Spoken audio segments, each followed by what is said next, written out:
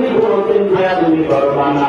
বলার পরে স্ত্রী রাখতে করাই তোমাদের মার ক্ষেত্রত আমি করবো, আর প্রথমে তোমার মার গোলামি আমি করতে পারবো না। মার মনে বড় ব্যথা লাগিয়া গেল, মনের বড় ব্যথা।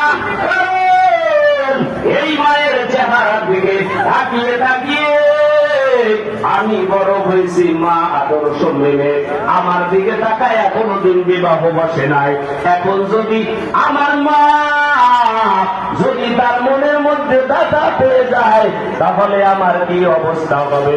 মাকে সান্ত্বনা দেওয়ার জন্য এইবার আল্লাহর বান্দা আব্দুল খালেক বললেন, মা সবর করো, একটু ধৈর্য ধারণ করো, তোমার পুত্রবধূ যদিও ছোট, এই জন্য বুঝে না, বড় হলে বুঝতে পারবে। আল্লাহ রাব্বুল আলামিন আমাদের সকলকে মা এবং বাবা উভয়ের খেদমত সুন্দরভাবে করার মতো তৌফিক দান করেন। জোরে পড়েন আমিন।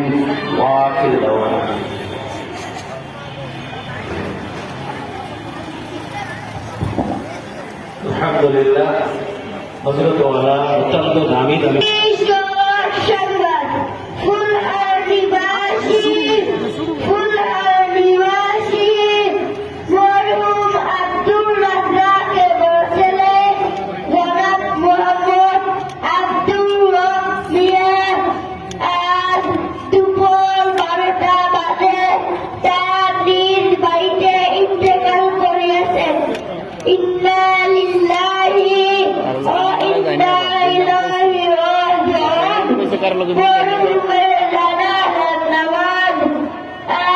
বিকাল 5:10 পশ্চিম ফুলহার মাদ্রাসা মসজিদ প্রাঙ্গণে অনুষ্ঠিত হইবে। অর্থ নানা জান্নাতে আপনারা সকলেই শরীক হয়ে আত্মার মাগফিরাত কামনা করুন। ভাই, জানাজার নামাজে পড়াতে ইমাম সাহেব তো নাই। আরে চিন্তার কিছু নেই, আমি এক্ষুনি গিয়ে ফুলহার মাদ্রাসা থেকে ইমাম সাহেবকে ডেকে নিয়ে আসছি। এই ভুইলা ক্যামেরা নিয়ে এসে পিছনে যা। সালামু আলাইকুম ওয়া রাহমাতুল্লাহি ওয়া বারাকাতুহু।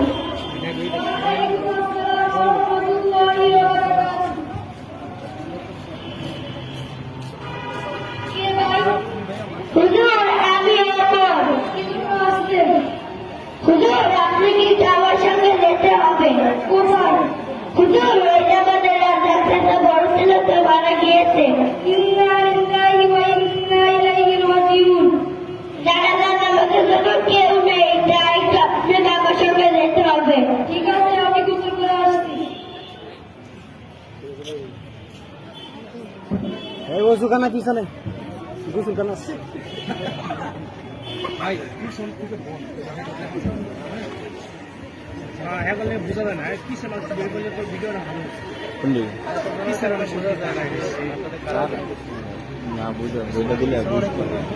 এই পিছনে যারা আছেন আমরা বসে যান, বসে যান, বসেন বসেন। জানাজার নামাজের দুইটি কাজ ফরজ। চারবার আল্লাহু আকবার বলা, তারাবির নামাজ পড়া। জানাজার নামাজের তিনটি কাজ সুন্নাত। প্রথম তাকবীরের পর সানা পড়া, দ্বিতীয় তাকবীরের পর দুরূদ শরীফ পড়া, তৃতীয় তাকবীরের পর মাইয়িতের জন্য দোয়া করা। জানাজার নামাজের নিয়ম শুনুন। নাওয়াইতু আন মুআদ্দিনা লিল্লাহি তাআলা আরবা তাকবীরাতি সালাতুল জানাজাতি ফারদুল কিফায়াতি ওয়া দুআউ লিহাযাল মাইয়িতি